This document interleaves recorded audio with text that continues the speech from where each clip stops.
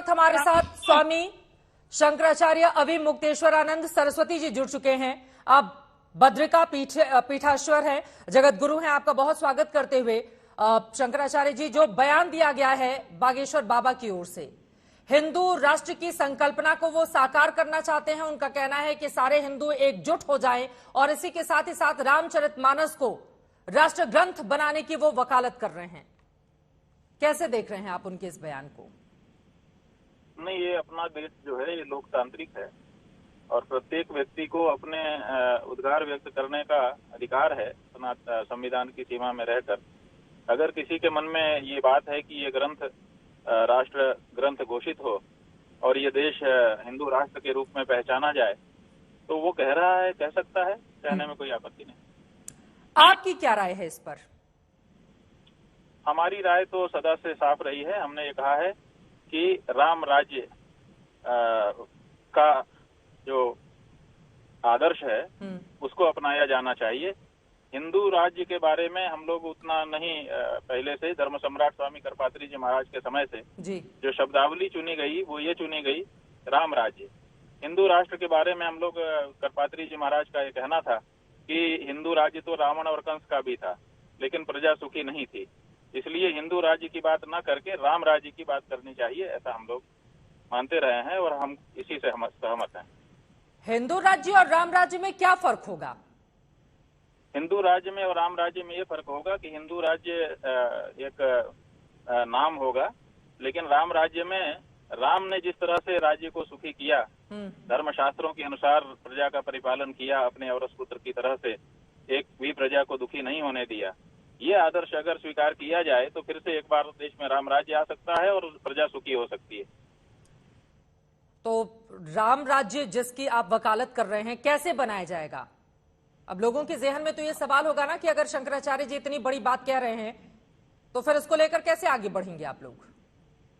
नहीं, इसको लेकर के हम बढ़ेंगे क्योंकि राम राज्य के बारे में हमारे शास्त्रों में उल्लेख है। राम जी ने जिस तरह की व्यवस्थाएं बनाई थी, राज्य के जो अंग स्थापित किए थे, उसी आधार पर हम लोग आगे बढ़ करके राम के आदर्शों के अनुरूप का राज्य बना देंगे। दूसरे धर्म के लोगों को तो ये मंजूर नहीं होगा। हाँ जी, दूसरे धर्म के लोगों को तो मंजूर नहीं होगा कि आप राम राज्य बनाएं। मुस्लिम धर्म, सिख धर्म, ईसाई धर्म, आप अभी दूसरे धर्म के लोगों ने आपत्ति नहीं की, आपने पहले आशंका कर ली। ऐसी आशंका मत करिए। समय समय पर इस तरह के बयान आते रहते हैं शंकराचार्य जी, और लगातार हम लोग रिपोर्ट करते रहते हैं। भारत तो एक पंथ निरपेक्ष राष्ट्र है ना, इस वजह से ये सवाल है। राम राज्य जी ठीक है, आपका ठीक है कहना। राम राज्य में सब सुखी थे तो सभी धर्म के लोग सुखी तो रहना चाहते हैं ना, तो इसलिए राम राज्य को सब स्वीकार करेंगे, ऐसा हमारा मानना है। तो धीरेन्द्र शास्त्री ने सही कहा या गलत कहा है? हिंदू राज्य की बात जब आती है तो फिर विभाजन की बात हो जाती है कि ये हिंदू राज्य होगा, मुस्लिम राज्य अलग होगा, ईसाई राज्य अलग होगा, लेकिन राम राज्य में सब समाहित हो जाते हैं, इसलिए सब स्वीकार करेंगे राम राज्य को, ऐसा हमारा मानना है। आपको लग रहा है किसी भी धर्म के व्यक्ति हो हिंदुस्तान में अगर वो रहते हैं तो राम राज्य जिसको लेकर आप लोग आगे बढ़ रहे हैं उसको हर धर्म स्वीकार करेगा, उस पर कोई विरोध नहीं होगा? बिल्कुल ऐसा हमको लगता है। अब बागेश्वर महाराज की ओर से यह भी कहा जा रहा है कि दरअसल वो धर्मांतरण को रोकने का प्रयास कर रहे हैं, इस वजह से उनको निशाना बनाया जा रहा है। अब बात यह है कि ये तो उनके अपने अनुभव हैं, उन्होंने कितना धर्मांतरण किया है और कितना उसको रोका है और क्या क्या बाधाएं आई हैं, उसके बारे में हम कोई टिप्पणी कैसे कर सकते हैं? उनका अपना अनुभव है जिसके आधार पे उन्होंने कहा होगा। अवैध धर्मांतरण एक बड़ी समस्या देख रहे हैं क्या आप? धर्मांतरण एक बड़ी समस्या है और धर्मांतरण का बहुत बड़ा फल, जैसा कि अभी हमारे पहले कोई महात्मा जी बोल रहे थे, वो उन्होंने बताया कि देश के टुकड़े हो गए। ये देश का जो 2 टुकड़ा हुआ ये धर्मांतरण का ही नतीजा है, ऐसा स्पष्ट है। अगर धर्मांतरण में शुरुआत में जब धर्मांतरण हमारे देश में होने लग गया था, उसी समय हम लोगों ने इसको रोका होता तो शायद देश के 2 टुकड़े ना होते। कुछ ऐसे मुद्दे आते हैं जिस पर संतों की राय भी अलग अलग दिखाई देती है। बागेश्वर धाम को लेकर जिस तरह की चर्चा है, उसके बाद आपने चुनौती दी कि जोशीमठ वो आ जाएं, दरारों को पाट दें, उसके बाद आप उनके चमत्कार को स्वीकार करेंगे। फिर वो हिंदू राष्ट्र की बात कर रहे हैं, आप कह रहे हैं कि नहीं, राम राज्य की संकल्पना को साकार करें, क्योंकि हिंदू राष्ट्र में तो हिंदू मुसलमान अलग अलग राज्य और राष्ट्र बनाना पड़ेगा, राम राज्य में ऐसा नहीं होगा। तो क्या सनातन धर्म को मानने वाले जो बड़े बड़े धर्मगुरु हैं, उनके भीतर भी एक सौ और कई ऐसे मुद्दों पर सुनाई नहीं देते हैं? लोगों के मन में इसको लेकर सवाल भी हैं स्वामी जी। ऐसा है, आप इस पे वो न समझिए, कोई समस्या नहीं है ये। हमारे सबके अपने अपने विचार हैं। एक मत बनाने के लिए सबको एक साथ बैठना पड़ता है। एक साथ जब बैठेंगे तो हमारे विचार एक भी हो जाएंगे, हम लोग आपस में बात कर लेंगे। लेकिन जब तक हम अभी मिले बैठे नहीं हैं, अपने अपने ढंग से अपने अपने विचार कह रहे हैं, ले दे करके जो लक्ष्य है वो सबका एक ही होगा। जब मिलेंगे बैठेंगे तो एक मत भी बन जाएगा। ये चूंकि ऐसी कोई कोशिश नहीं हुई है, सब लोग अपने अपने ढंग से अपनी अपनी शब्दावली, अपने अपने विचार व्यक्त कर रहे हैं, तो उसमें भेद दिखाई दे सकता है। लेकिन अगर जरूरत पड़ी तो सब इकट्ठा होंगे, इकट्ठा होकर के एक स्वर भी बन जाएगा। अवैध धर्मांतरण को रोकने का अगर वो प्रयास करेंगे तो क्या आपका समर्थन उनको हासिल होगा? अगर उसमें राजनीति नहीं होगी तो हम समर्थन करेंगे। अगर धार्मिक कारण से धर्मांतरण को रोका जा रहा है तो ठीक है। अगर राजनीतिक कारण से धर्मांतरण को रोका जा रहा है कि ध्रुवीकरण हो जाए, हम अगर धर्मांतरण को रोकेंगे तो हिंदू जनता हमारी ओर आकृष्ट हो जाएगी, इसके लिए धर्मांतरण रोकने में हम सहयोग नहीं करेंगे। हम अगर धार्मिक कारण से धर्मांतरण हो रहा है या रोका जा रहा है तो उसमें हम सहयोग करने को तैयार हैं। धीरेन्द्र शास्त्री तो कह रहे हैं कि उनको राजनीति से लेना देना नहीं है, वो सिर्फ धर्म के लिए काम कर रहे हैं। हाँ, तो अच्छी बात है। ठीक है, आप अवैध धर्मांतरण को रोकने के प्रयास की सराहना कर रहे हैं और कह रहे हैं ये एक बड़ी समस्या है, लेकिन उस धर्म से अगर कोई हिंदू धर्म में शामिल होता है फिर आप लोग इसको घर वापसी करार देते हैं, तो ये दो अलग अलग बात नहीं होगी? दूसरे धर्मों को लोगों को सनातन धर्म में शामिल करवाना और इधर से कोई चला जाए तो फिर आप उसको धर्मांतरण करार देते हैं। नहीं, हम लोग ऐसा कोई प्रयास नहीं करते हैं, यही तो बात है। वो लोग धर्मांतरण के लिए प्रयास करते हैं, हम लोग ये प्रयास नहीं करते हैं। जब कोई पछताता है, पश्चाताप करता है कि हम गलत जगह पे चले गए, हमको वापस आना है, अनुरोध करता है, बार बार पश्चाताप व्यक्त करता है, तब उसको स्वीकार किया जाता है। ये दोनों में अंतर है। वो धर्मांतरित करने के लिए प्रेरणा देते हैं, हम प्रेरणा नहीं देते हैं। बार बार आए हुए को अंततः फिर स्वीकार करते हैं, क्योंकि आखिर तो अपना है। ठीक है, अब मैं आ जाती हूं। जो बयान आपकी ओर से दिया गया था उसने देश भर में खूब सुर्खियां भी बटोरी, लोगों ने सवाल भी पूछे। ये जो बागेश्वर वाले बाबा चमत्कार की बात करते हैं, क्या आप अपने पुराने बयान पर कायम हैं कि वो जोशीमठ के दरारों को भर कर दिखाएं, तभी आप मानेंगे कि उनके अंदर कोई सिद्धि है? नहीं, देखिए, हमने बागेश्वर वाले बाबा के लिए नहीं कहा था, हमने सिद्धांत निरूपित किया था। जो भी उसमें बागेश्वर वाले बाबा भी आते हैं और सभी जो लोग भी, चाहे वो मुसलमान मौलवी हों, चाहे वो पादरी हों, चाहे वो हिंदू के धर्माचार्य हों, चाहे सन्यासी हों, चाहे साधु हों, चाहे वैष्णव हों, जो लोग भी चमत्कार का दावा करते हैं, उन सब के लिए हमने कहा था और हम अभी भी कायम हैं। हमने कोई चमत्कार नहीं देखे हैं, चमत्कार के नाम पे छलावा जरूर देखा है। इसीलिए हमारी ये धारणा है कि ये चमत्कार की बात करना बेमानी है। पुरुषार्थ के लिए लोगों को प्रेरित किया जाना चाहिए और चमत्कार की बात कह करके लोगों को अकर्मण्य नहीं बनाना चाहिए। तो हमारा अभी भी मानना है और हम अपनी बात पे कायम है। आपको लग रहा है कि अकर्मण्य बनाने का काम कर रहे हैं बागेश्वर वाले बाबा, अगर वो चमत्कार का दावा कर रहे हैं तो? कोई भी बागेश्वर वाले बाबा की बात आप केवल कर देते हैं। यहाँ देश में हजारों लोग ये काम कर रहे हैं, उनकी आप बात ही नहीं करते हैं। समस्या तो यही है।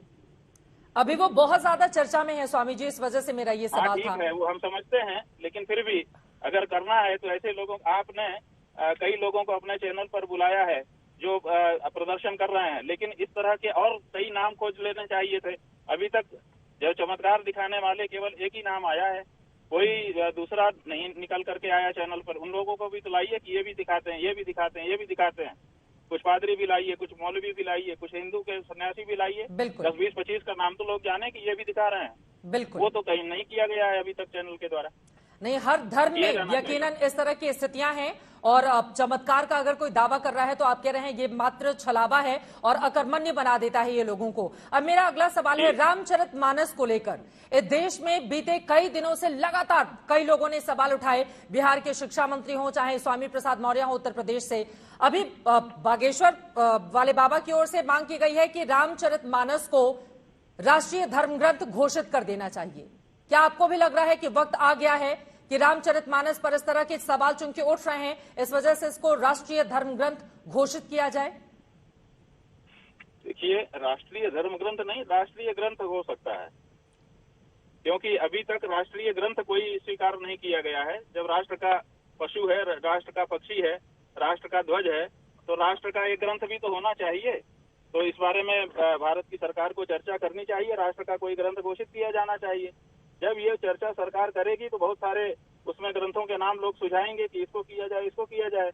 उसमें निश्चित रूप से बागेश्वर वाले महाराज का ये सुझाव भी सम्मिलित होगा, और तब हम लोग गुण दोष के आधार पर विचार करेंगे कि कौन सा ऐसा ग्रंथ है जिन ग्रंथों में जिनके नाम सुझाए गए हैं उनमें राष्ट्र को प्रेरणा देने वाला, उसको हम लोग स्वीकार करेंगे।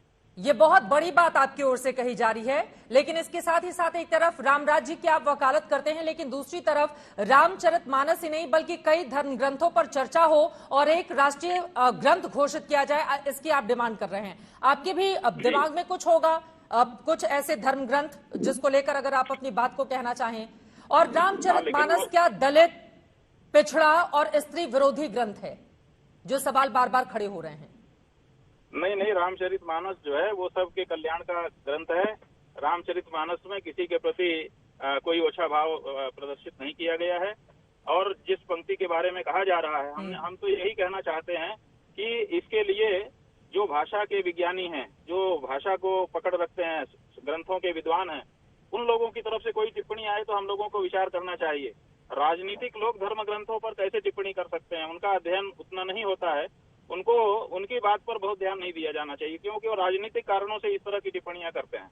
लेकिन नेताओं की बात का असर बहुत दूर तलक होता है, और जब वो किसी ग्रंथ को लेकर इस तरह का वर्णन करेंगे तो यकीनन लोगों के जहन में ये सवाल उठेगा। और कुछ ऐसी चौपाइयां और छंद हैं जिसको लेकर अपने अपने हिसाब से लोग उसको परिभाषित करते रहते हैं। लेकिन आप ये कह रहे हैं कि सिर्फ राजनीति चमकाने के लिए ही रामचरितमानस को आधार बनाते हैं ऐसे नेता? जी बिल्कुल। रामचरितमानस की पंक्ति का उदाहरण अगर कोई राजनीतिक दे रहा है, हाँ, तो राजनीतिक को धर्म ग्रंथ में क्या रुचि हो गई? इसका मतलब है कि वो राजनीतिक कारण से ये उसके बारे में टिप्पणी कर रहा है।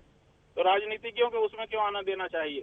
जो भाषा के विज्ञानी हैं, जो साहित्य के ज्ञानी हैं, जो धर्म ग्रंथों को जानने वाले लोग हैं, जिन्होंने अपना 10-20 साल ग्रंथों के अध्ययन में दिया है, ऐसा कोई कुछ कहे तो हम लोग उस पर विचार करें।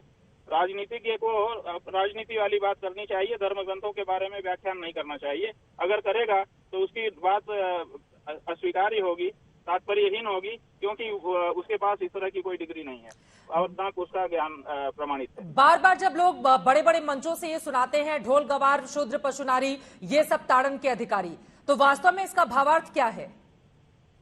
इसका भावार्थ, ताड़ना शब्द जो है उसका भावार्थ ये है कि निरीक्षण की आवश्यकता है। इनको सदा निरीक्षण की आवश्यकता पड़ती है, इनको इनके हाल पे नहीं छोड़ देना चाहिए। ढोल जो है अगर उसको आप एक खूंटी पर टांग देंगे तो वो जब बजाने के लिए उसको उठाएंगे तो ठीक से नहीं बजेगा, उसकी सही ध्वनि नहीं निकलेगी। हरदम उसकी देख रेख करना पड़ेगा, उसको कसे रहना पड़ेगा, उसको नरम हो जाए तो सेंकना पड़ेगा, आदि आदि उसकी देख रेख करनी पड़ती है। इसी तरह से गंवार व्यक्ति को यूं खुला छोड़ देंगे, उसकी देख रेख नहीं करेंगे तो पता नहीं क्या करेगा। तो इनको देख रेख की आवश्यकता पड़ती है। इसका तात्पर्य ये है। ताड़ना शब्द का अर्थ है देखना, ध्यान से देखना, देख रेख रखना। तो फिर महिलाओं में से भी कई वर्ग ऐसे उठ खड़े होंगे कि उनको देखरेख की अतिरिक्त आवश्यकता क्यों है, या शूद्रों को भी वो बार बार इस तरह के सवाल पूछेंगे कि फिर पुरुषों बाकी हर धर्म के लोगों को क्यों नहीं है? हमारे यहाँ महिलाओं को विशेष दर्जा है, उनको हम अकेला नहीं छोड़ते हैं।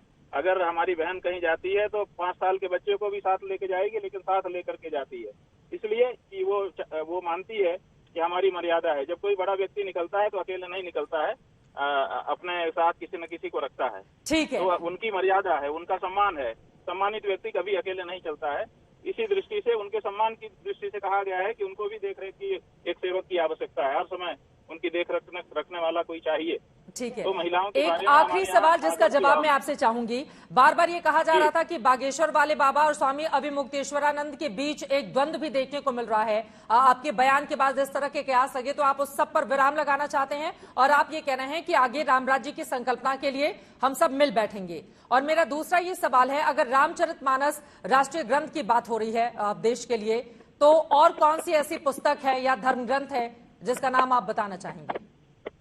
देखिए, जब मौका आएगा तो हम अध्ययन करके बताएंगे, लेकिन हम ये आपके माध्यम से कहना चाहते हैं कि इस चर्चा को बढ़ाइए। आपने यहाँ जब राष्ट्र के बहुत सारे प्रतीक हैं तो राष्ट्र का एक ग्रंथ भी होना चाहिए, इस बारे में चर्चा बढ़नी चाहिए। पहला अनुरोध हमारा आपसे ये है जी। दूसरी बात यह है कि बागेश्वर वाले बाबा के बारे में हमने पर्टिकुलर कभी नहीं कहा, हमने इन जनरल एक सिद्धांत निरूपित किया था और हम उस पर कायम हैं। और हम आशा करते हैं और चाहते हैं कि इस देश से ये पाखंड हटाना चाहिए। ये जो हमारा विरोध करते हुए भी कुछ लोग कह रहे हैं कि चूंकि वो राष्ट्र का काम कर रहे हैं, चूंकि वो धर्मांतरण के ऊपर अंकुश लगा रहे हैं, इसलिए वो जो कर रहे हैं सब ठीक है, ये हम नहीं मानते हैं। हम ये मानते हैं कि गलत काम करके सही लक्ष्य नहीं प्राप्त किया जा सकता है। परिणाम ही हमारे लिए महत्वपूर्ण नहीं होता है, जो हम कार्य कर रहे हैं उसकी पद्धति भी हमारे लिए महत्वपूर्ण होती है। इसलिए और ये भी हम नहीं मानते हैं कि पादरी और मौलवी अगर गलत कर रहा है तो हम भी गलत करने के लिए अधिकारी हो गए। अगर हम गलत है तो हमको अपनी गलती सुधारनी चाहिए और दूसरों की गलती पर अंकुश लगाने के लिए अपने बल को बढ़ाना चाहिए। बाबा बागेश्वर क्या बड़ी गलती कर रहे हैं? भाई बाबा बागेश्वर के बारे में हमने कहा नहीं, अभी भी हम नहीं कह रहे हैं, क्योंकि हमारा अध्ययन उनके बारे में अभी ज्यादा नहीं है। हम ये उन सब के लिए कह रहे हैं जो भी बात हमारी शुरू से लेके अभी तक की है वो इन जनरल है। पर्टिकुलर के बारे में आप हमको मौका दीजिए, 2-4 दिन में हम ठीक से अध्ययन करके उनके बारे में भी बोल सकते हैं अगर आप चाहें तो। लेकिन अभी हम केवल एक व्यक्ति के बारे में हम नहीं बोल सकते हैं जब तक हमारा अध्ययन उसके बारे में सही ना हो। बिल्कुल, बहुत शुक्रिया आपका आज तक से जुड़ने के लिए।